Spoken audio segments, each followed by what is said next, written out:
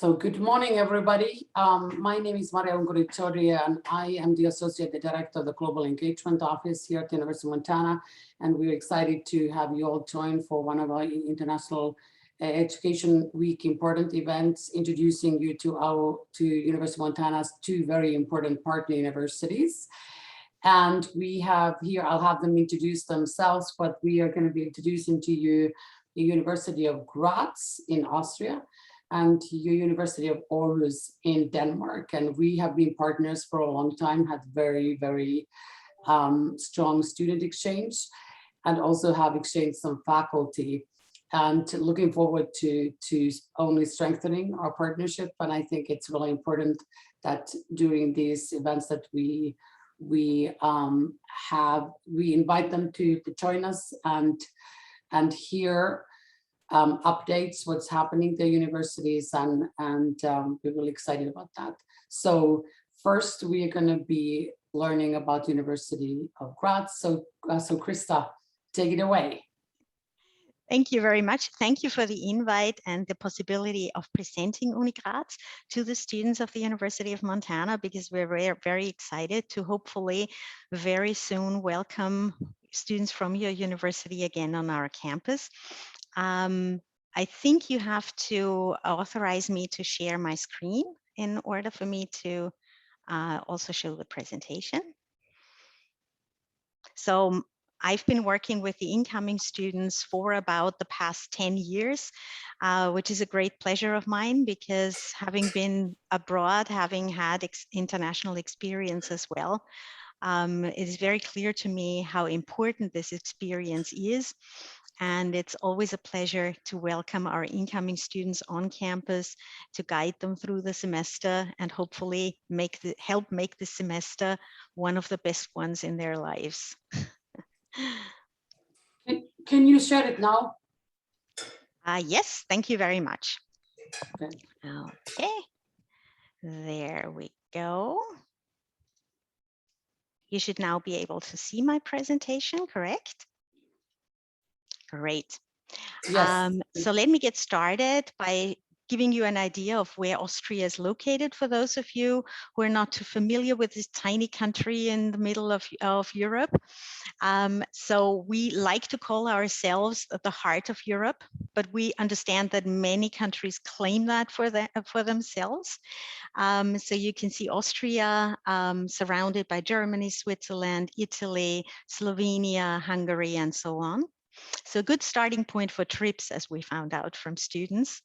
You can also see the size of the country. So it's a rather small country, and the University of Graz is located in the south, close to the Slovenian border. Moving on to the city of Graz, the center of the city is part of UNESCO's World Heritage, and the city has been awarded titles such as Cultural Capital, also UNESCO City of Design over the past couple of years. Graz has about 300,000 inhabitants, so it's much smaller than Vienna, which is about 2.5 hours train ride from Graz, to give you an idea. Among the 300,000 inhabitants, 60,000 are students. So you can see it's a very student-oriented, very young city. Those students study at 8 different universities of colleges, one of which is the University of Graz. Maybe one aspect also to mention about the city of Graz is that it is very, as I mentioned, student friendly. It's also very biker friendly. You can see it's very green. We have the view from the top of our castle mount here. We have large city parks and other parks that students make use of, especially in the summer. And especially in the summer, I at least find that Graz also has quite a Mediterranean feel to it. But let's move on and have a look at the University of Graz. Of those 60,000 students, about 30,000, so half of it, call University of Graz their home. So our university is the biggest in Graz. It's also the oldest. Among those students, we have about 16% international students. That includes exchange students, but also degree-seeking students. We are very internationally oriented. We have about 500 partner institutions worldwide. And our university offers about 120 study programs on all different levels, so bachelor, master, doctoral level. We also welcome students in all those different levels at our university, be that to take courses on bachelor or master level, or also to do research on doctoral level. The university has 6 different faculties, so students can take courses in the areas of arts and humanities, natural sciences, social and economic sciences, theology, also law, and environmental, regional, and educational sciences. You will see that technology is missing, medicine is missing, so big areas. We do have separate universities for those areas in Graz. Why am I mentioning that when I'm actually talking about Uni Graz? There is a very important fact also for the incoming students. Students enrolled at the University of Graz can also co-enroll at those other universities for no extra cost. So actually tapping into the course offer of various universities within the city. So let me move on and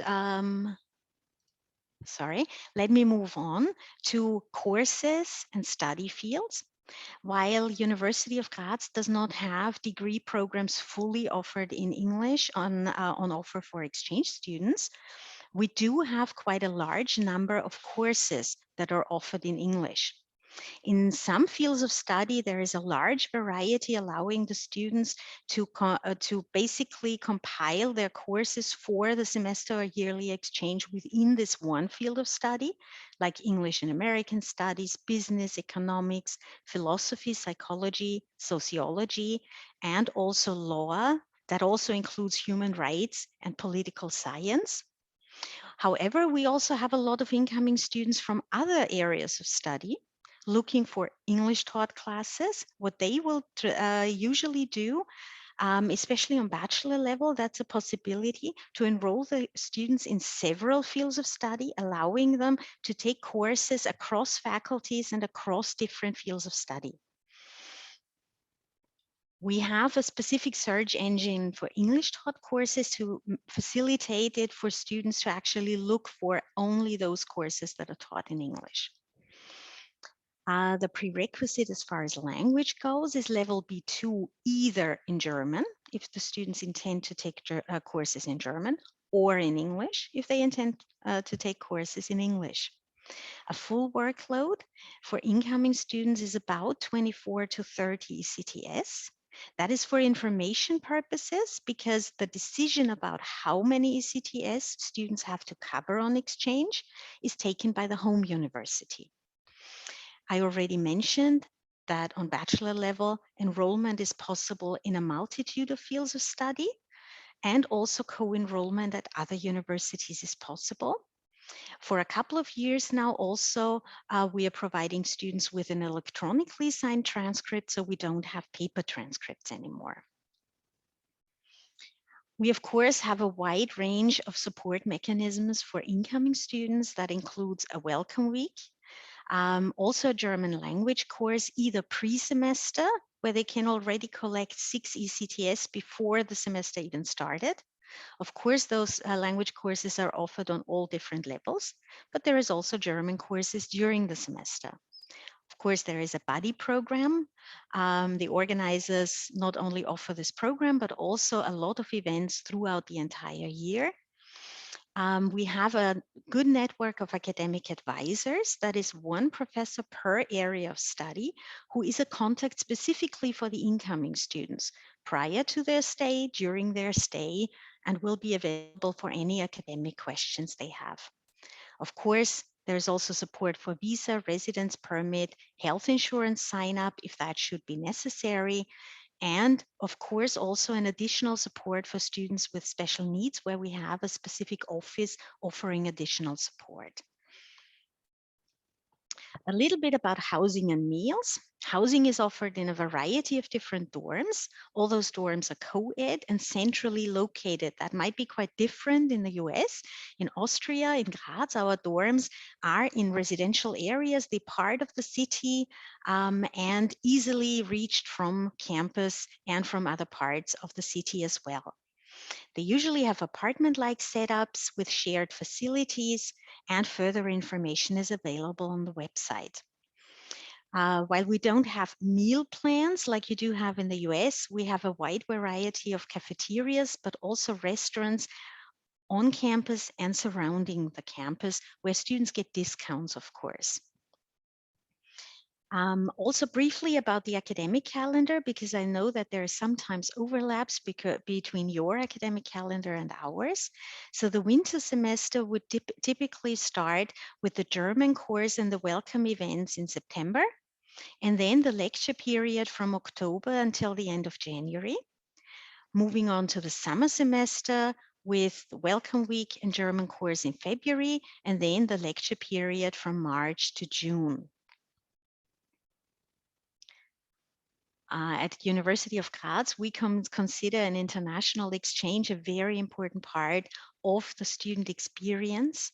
Coming to Uni Graz will allow you to study at a comprehensive public university with a strong international profile, a very strong support for incoming students during the preparation of your stay, but also, of course, on site. There is quite a lot of innovative interdisciplinary research going on, and of course research-based teaching that you will profit from when coming to the University of Graz. And both the campus and also the city are very student-friendly. If you have any further questions at any time, please feel free to contact me at any time, either via email. We can also set up an online meeting, which we have been doing quite a lot lately because it's a good way to communicate. So feel free to get in touch. I'm happy to answer all your questions. Thank you very much for your attention. Great. Thank you so much, Christa. I think that I have one quick question. This is something that's been asked by, well, we've discussed that because, you know, with the COVID, and there's been a little bit of an increase. I think there's a wave going on right now in Europe. And so there's been, you know, some of the stricter measures have been implemented. And one question has come up also is that I think Austria has been one of the first countries that has instituted this 1 year, like a next, you know, like the validity of the COVID vaccine. And so after 1 year, it will expire. So then you will need to have taken a booster before that. Could you explain what the rule is? Well, basically, there is the rules are very detailed depending on which vaccine you have originally been vaccinated with. We do have quite an extensive website that offers information regarding COVID-19, both COVID-19 as it applies to the university and the regulations in place, but also specifically for the incoming students about international arrivals and relating to COVID-19, because we realize that is a very important topic and a lot of information that is constantly changing based on what is going on. In Austria, currently, we're in a situation where the first booster shots have already started being distributed, starting with people who received their vaccination quite early in the year.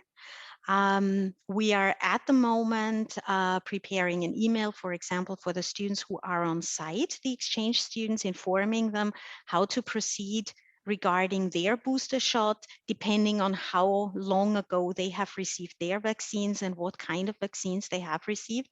They have the possibility to contact the health authorities in that matter, because as I mentioned before, it very much depends on what kind of vaccine you received, whether it's 1-shot or 2-shot vaccine, how long this period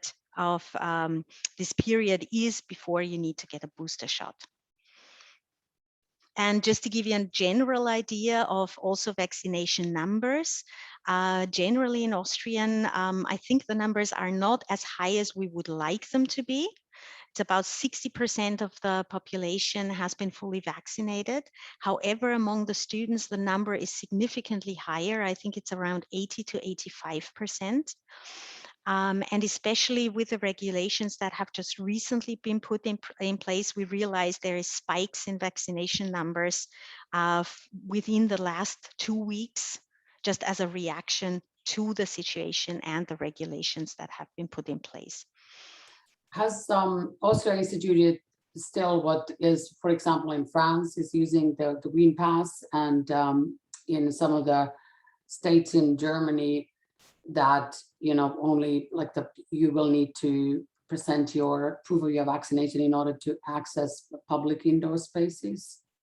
Not for public indoor spaces in general. Right now, we're in a situation where we have kind of a lockdown for unvaccinated people. Don't ask me how that actually practically works. That has just been in place for about a week. At the university, basically students have to either be fully vaccinated or have recovered from COVID within a certain period of time, or present a PCR test. All those who are fully vaccinated have been given the opportunity to get a special student pass to make it easier, because at every entry point where students come to join a lecture, whatever, of course, the vaccination or recovery is being checked, and having this pass just makes it easier. Yeah, that's basically what's going on right now. Yeah. Yeah, so one of the other things that there's been a lot of conversation, because I know that the United States and the European Union were developing on this electronic, you know, like a joint, like an app that would allow any US citizen traveling to Europe to easily, you know, basically upload their vaccination information. So the CDC vaccination card is accepted everywhere in Austria.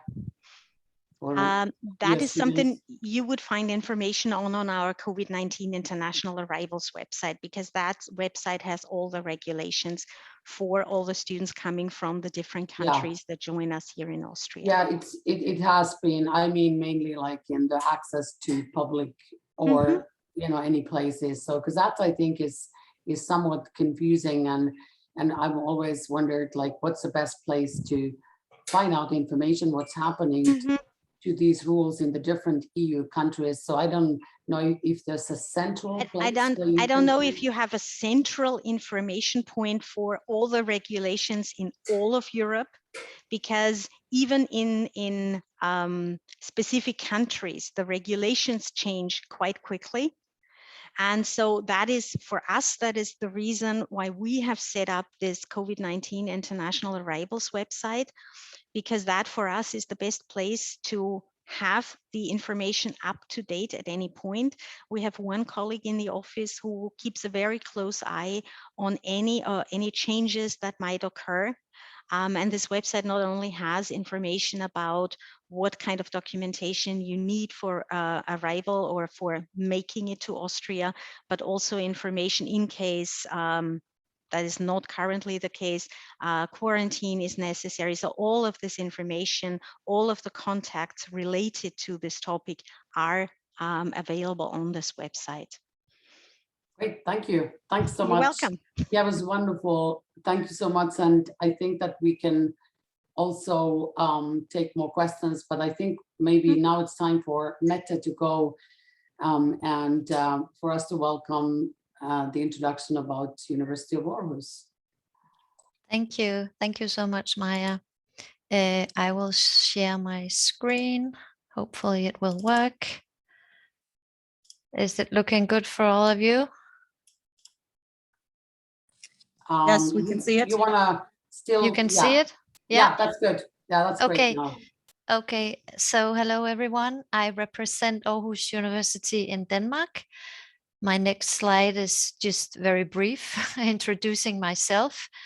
I'm Mette. I'm the Assistant International Director in the International Office.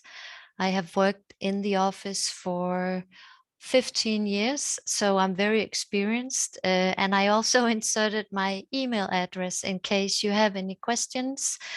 Feel free to email me directly and I will make sure that you'll receive an answer as soon as possible. So just as Christa just did, I'm going to show you where Denmark is located in Europe. So as you can see on the right hand side of my slide, it's the north, it's Northern Europe. It's also part of the Nordic countries. And then if you zoom in on Denmark, you will see Aarhus on the main island, on the mainland, the part of Denmark that is directly connected to Germany. And in Aarhus is where the main campus of Aarhus University is located. We also have a small campus in Herning, which is further to the west. And then we have a campus in Copenhagen where we teach educational sciences. But as you can see, and as this map to the right indicates, it's quite easy to get to many of the European capital cities from Aarhus if you want to combine your stay in Denmark or in Aarhus with a bit of traveling. So Aarhus University is a comprehensive public research university founded in 1928. We have 40,000 students, 12% of those are international.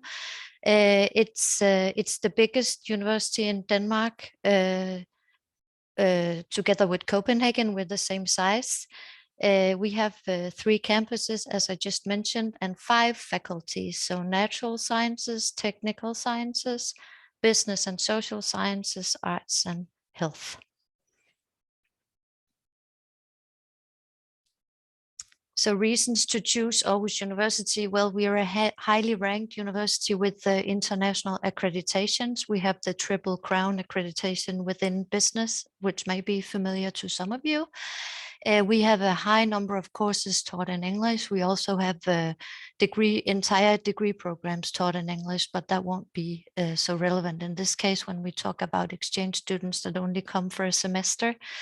We have a very informal teaching and learning environment. We address each other by first name. So it's not Professor Peterson, it's Klaus or whatever his name is. So that's very informal, and it's based on dialogue, and at least if it's a seminar class. So and students are expected to be actively participating and even critical towards what the professor is saying. So I think that's a great experience for everyone that comes here. Our services for exchange students include an introduction week, a visa service, a housing guarantee, a buddy program, and a social program. So once you arrive in Aarhus, there will be a week or so of program for you where we introduce you to study culture and Danish culture, a bit of language, and also as an extended social program where you get to spend time with the other exchange students and hopefully build up a strong network already from the beginning. The housing guarantee does not mean that you live in university housing, because we don't have university housing in Denmark, but we have student dorms scattered all over Aarhus city. So we make sure that you're placed in one of these dorms and you will live there with Danish students and students from the other educational institutions in Aarhus. We have health insurance. As soon as you obtain what is called a CPR number, which is the Danish Social Security number, you will have access to the free Danish healthcare that we all enjoy so much, and which is probably also why Denmark is always ranked as one of the happiest countries in the world. I don't know if you're familiar with this fun fact, but we are. Probably because we don't have to worry about health insurance, which is for free, as is education from primary school all the way up to university. We have highly satisfied international students. When we ask them, about 95–96% of them will recommend Aarhus University, a semester exchange at Aarhus University, to a friend. I have a slide here showing where we teach courses offered in English. So all of the academic disciplines where you will find teaching in English. Some of our most popular programs are business, European studies, marketing, Scandinavian studies, political science, but the list is here. And we also have an online course catalog. If you go into the Exchange website, there will be a direct link to the course catalog where you can search for courses taught in English. We also have a short-term option. I'm not sure if that is possible for the University of Montana students. Not all American partners allow their students to go on exchange during the summer. If it's possible, we're more than happy to receive you under the exchange agreement, so there won't be any tuition paid to us at least. During AU Summer University, which takes place in July and August, we have about 90 courses every summer offered within all our academic disciplines taught in English. It's an excellent experience. It also comes with a housing service and a social program, and it's credit-bearing courses, so they should be transferable to your degree back in Montana. Yeah, it's possible. In fact, many years back, we did have a student. We did send a student to you during the summer, so it's just a matter of, I mean, our semester starts the third week of, or well, the end of August. So we just have to make sure. I think that the July term might actually work. But better. the August term too, because it ends mid-August. Oh, So yeah, that would probably work. Yeah. Yeah. And this is, of course, if a student is a bit reluctant towards a semester exchange experience, if that's too long, too expensive, or too challenging, this is an excellent alternative to a long-term stay. Yeah, and we can easily fit it into the balance, and even, I mean, with all of our partner universities, I mean, we can they determine what the exchange, the equivalent will be for the summer, depending on the courses. And I think it does definitely provide a lot of flexibility for students. Some of our students work, most of our students work during the summers. It's a matter of them then figuring out if they can fit it into their summer plans. Yes, of course. Yeah. And I should probably also mention our semester dates, which is the fall semester is end of August till the end of January, but most students can arrange their exams so that they can leave before Christmas, or mid-December, late December. And then our spring semester is end of January to end of June.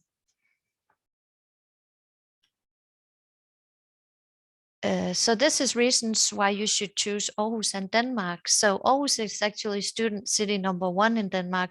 And this is because it's not as big as Copenhagen, but there are a lot of students. So the average age of the population in Aarhus is actually quite low compared to other parts of the country.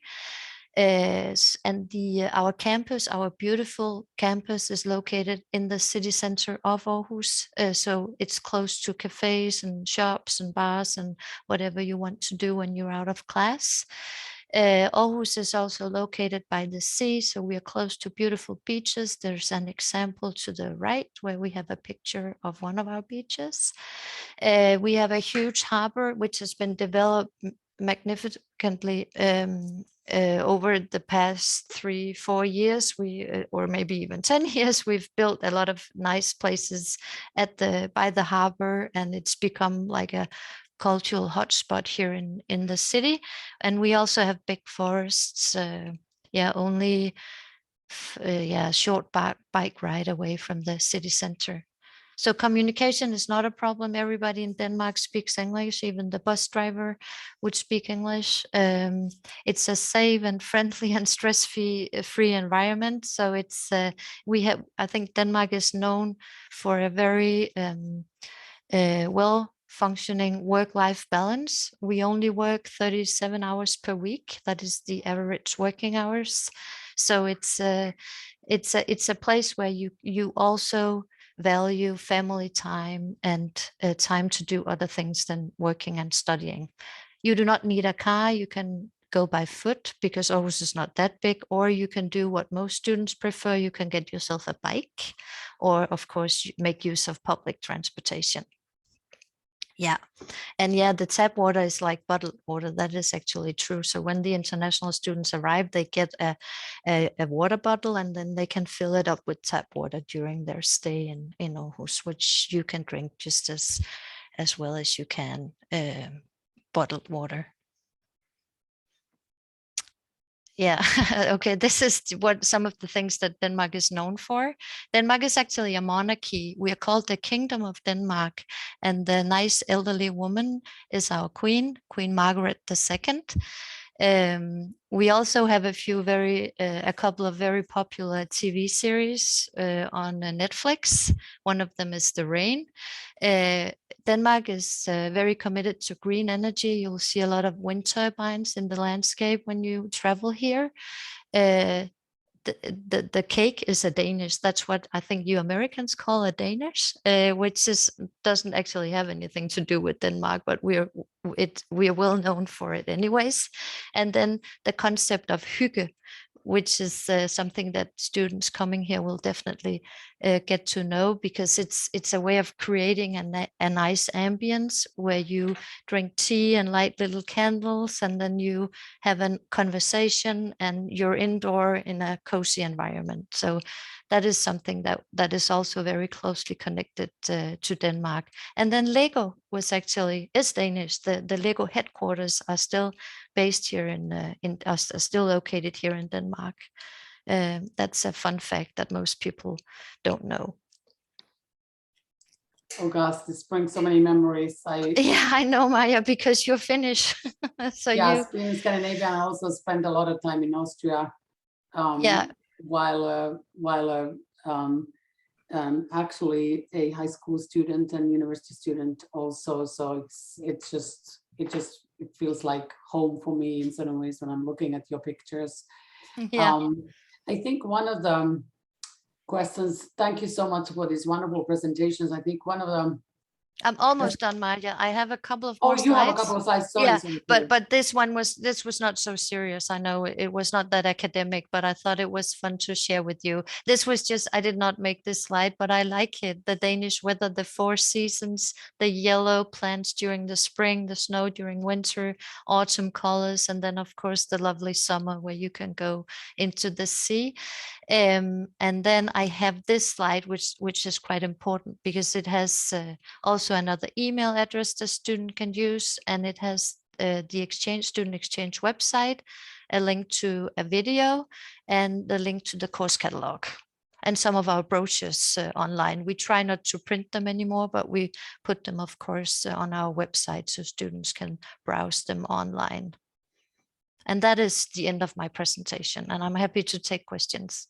Yeah, thank you so much. I just wanted to ask one question. Well, first of all, both of them were wonderful, and I think just really covered the very important points that our students are really interested in hearing. As you know, we are reopening education abroad, so we have a handful of students abroad this semester, and then planning to send actually quite many more for the spring semester. And so what we did also in our preparations this fall for the students going abroad next spring is that we connected them with the students who are currently abroad, because really I think that what we want to do, what we want to make sure is that our students know what to expect when studying abroad, especially during this global pandemic. So I was curious as to if you have talked to the students who are currently studying at your university from abroad, what their experiences have been and what kind of comments they made about their experience as opposed to pre-COVID. As opposed to pre-COVID, we haven't done our semester survey yet, so I'm not sure what they are saying. I think we don't hear a lot from them, so I'm guessing that's a sign that they're having fun. And also Denmark was actually completely open until a couple of weeks ago, where we had to reintroduce the Corona passport, because because we see, of course, that the more people get infected with COVID. But everything is open.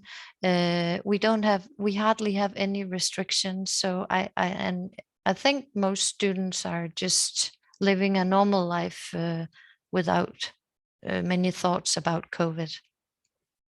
What is kind of the function of the Corona passport currently in? Yeah, the Corona passport was reintroduced last week, and you have to show a proof of your vaccination or a negative Corona test if you want to enter into a restaurant or cultural, like museums and churches, and yeah.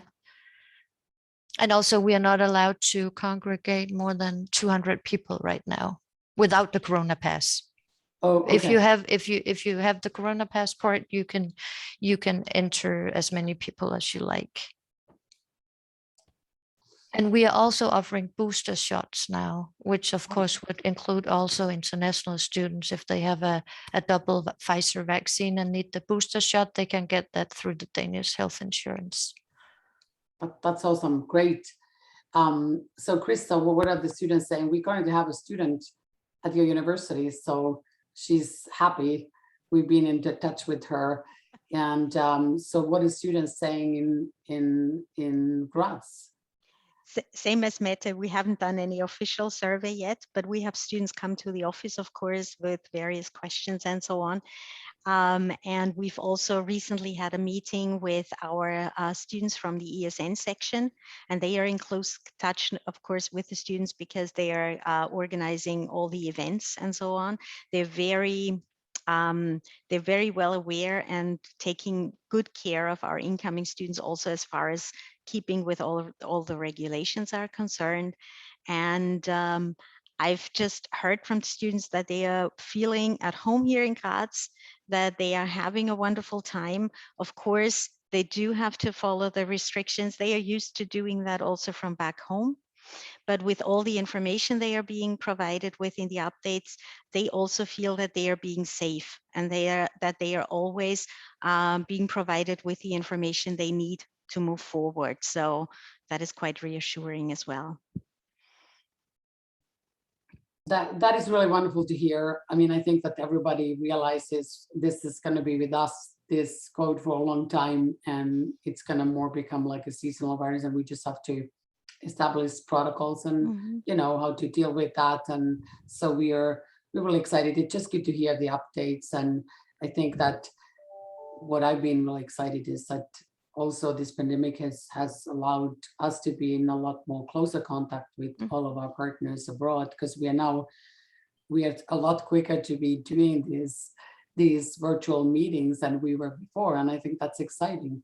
So I think not only sorry. Yeah, go ahead, Christa. Not only the virtual meetings we are doing, what we started doing is also what we've never done before because we hadn't thought of it, is we are now working with the students in online so-called drop-in sessions during the period of application, because we realized it's much easier for them and also for us to be able to communicate in an online setting, in addition, of course, to all the other modes of communication we have, instead of only via email, because a lot of the questions and the issues are resolved much easier. Answers are provided much easier. So that's been really useful.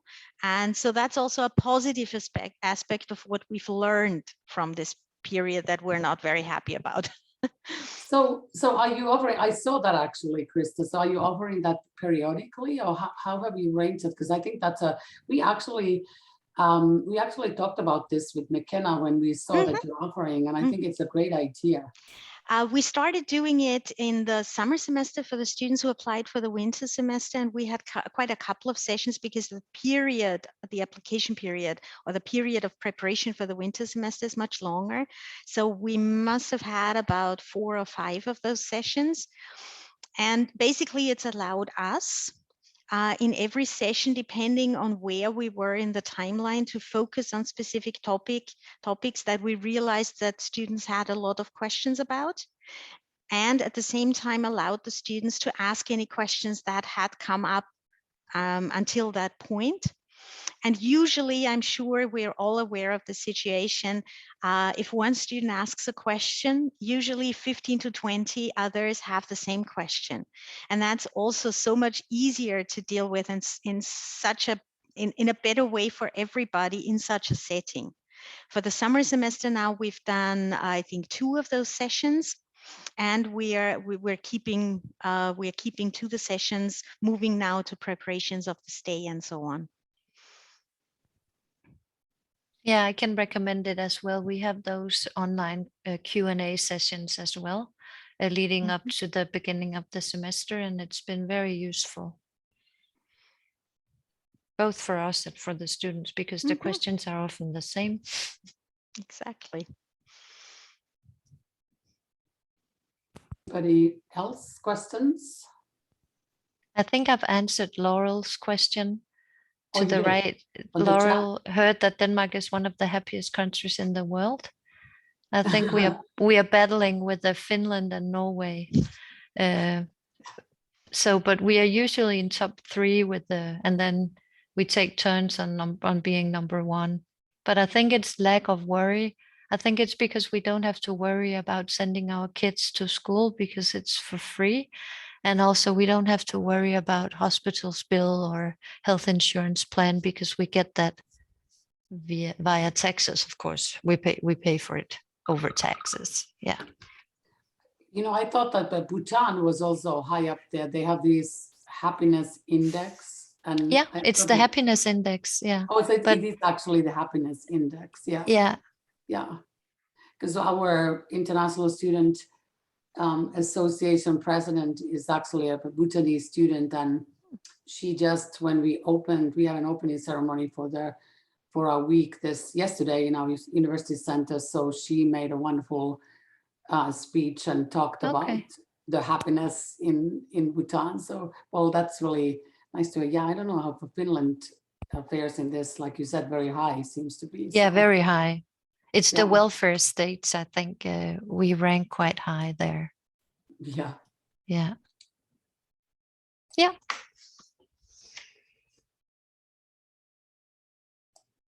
Well, Kevin, can you think of any questions while you were there? You answered, or you asked most of the ones I had regarding the COVID situation. I was going to emphasize those, but I thought it was a fantastic presentation either way from both of them. Thank you, Kevin.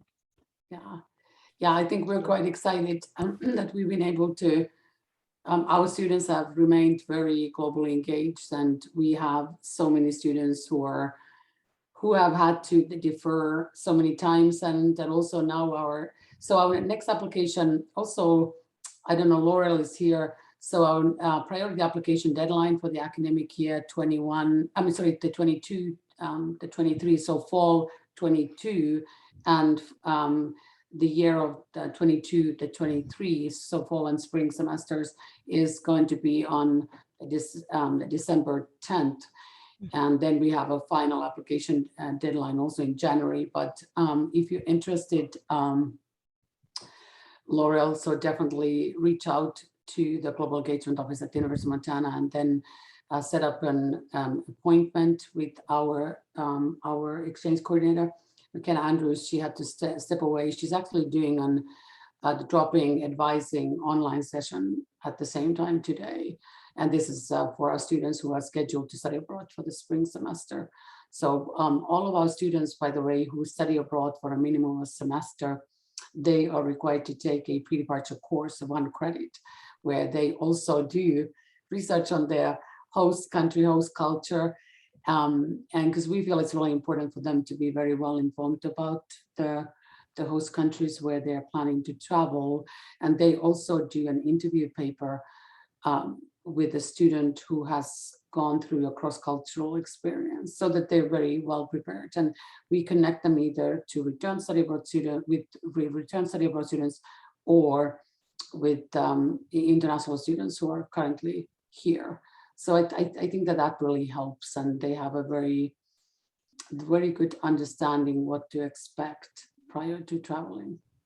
I think that also shows us, from my perspective, that also shows when you work with the students from University of Montana, and that explains how well prepared they are. Oh, wow. So what have you noticed? This is great to Now, hear. just, you have students from all kinds of different universities and countries, and you just realize that some students are more on top of what they need to do. They have more information, they are better prepared, and that's just something we realized. And of course, now you explaining what the process is before they come to their host countries explains a lot.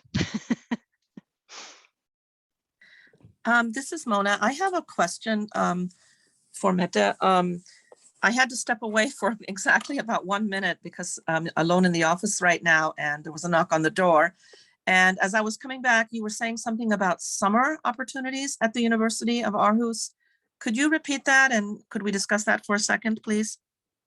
Yes, of course. Our short-term option is offered during the summer, so in July and August, where students can take up to 2 courses during the summer, and they will have to be here for about 4 weeks per course. So it's an excellent option if students think that it's too much of a challenge or maybe too expensive to come for a full semester. And I just discussed with Maya, probably while you were away, Mona, that they can actually do this under the exchange agreement. So we can just calculate it into the balance, and we can receive them without any tuition charges or fees from our side. It will be free of charge. And it comes with a housing service and a social program. And they could take either 1 course for 4 weeks, or they could take 2 courses for 8 weeks? I think actually if it's 2 courses, it's 6 weeks, because then there's an overlap. You do the exam and then you start the course number 2. Okay, so 4 to 6 weeks, basically.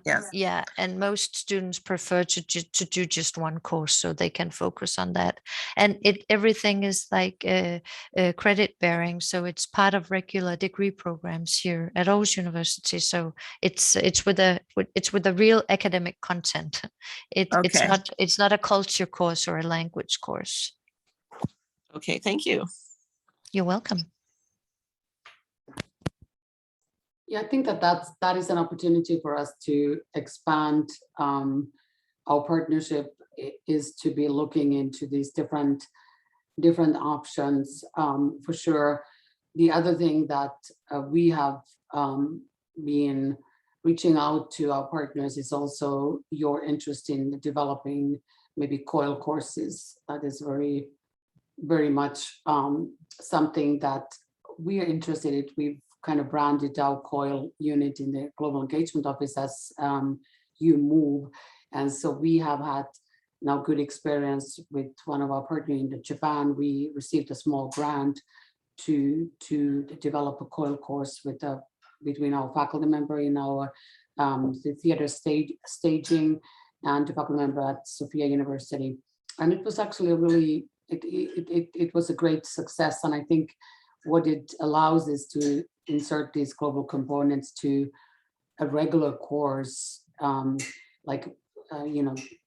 that course. So they had inserted the COIL components for 3 weeks of the semester-long course, and students really got a great taste of connecting with their fellow students in Japan, and then vice versa. And I think that is sometimes a great introduction for those students who have not maybe had an opportunity ever to experience anything global, and that often then increases their awareness and makes them to seek out more global in engagement offerings. So that's something that I would think about, that if your universities, I don't know if you're already doing some of this, or if you're interested in us talking more about that.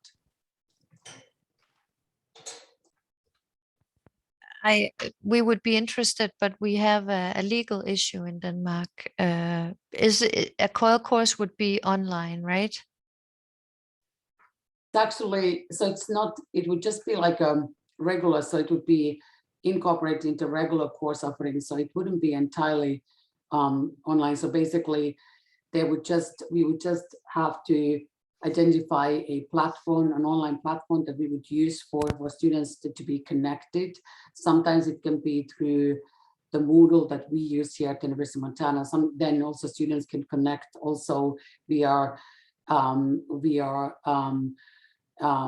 sometimes even via WhatsApp or the different ways, but it's not the entire course. It's just the components of the course that we would use the online platform for that.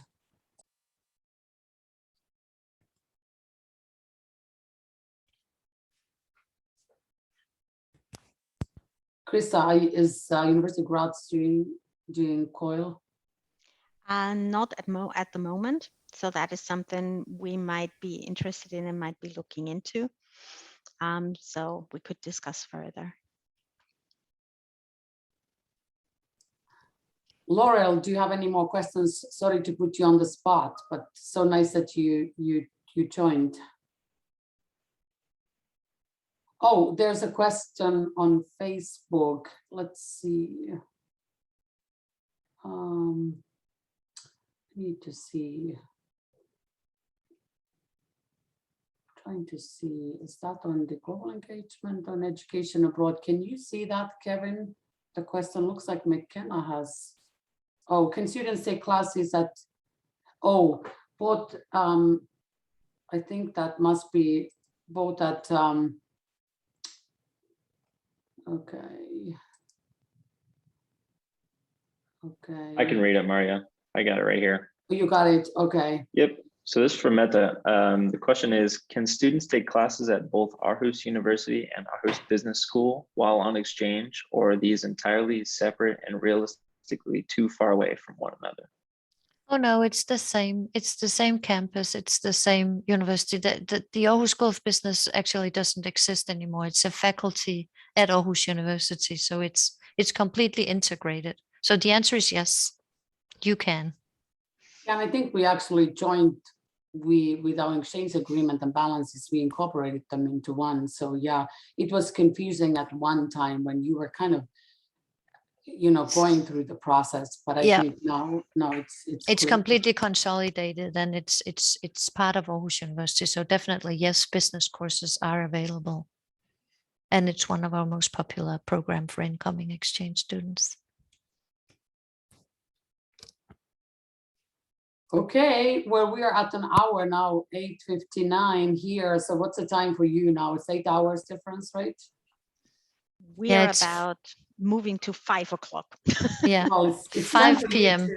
It's time for you to go home now, right? Is it already dark there, or?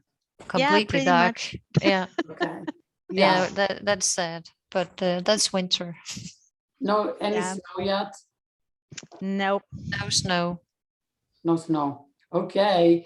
Well, thank you so much it was a wonderful event, and I really appreciate you both joining. I think that I'm so excited to continue to strengthen our partnership, and this is such a huge benefit for our whole campus, and especially for our students, and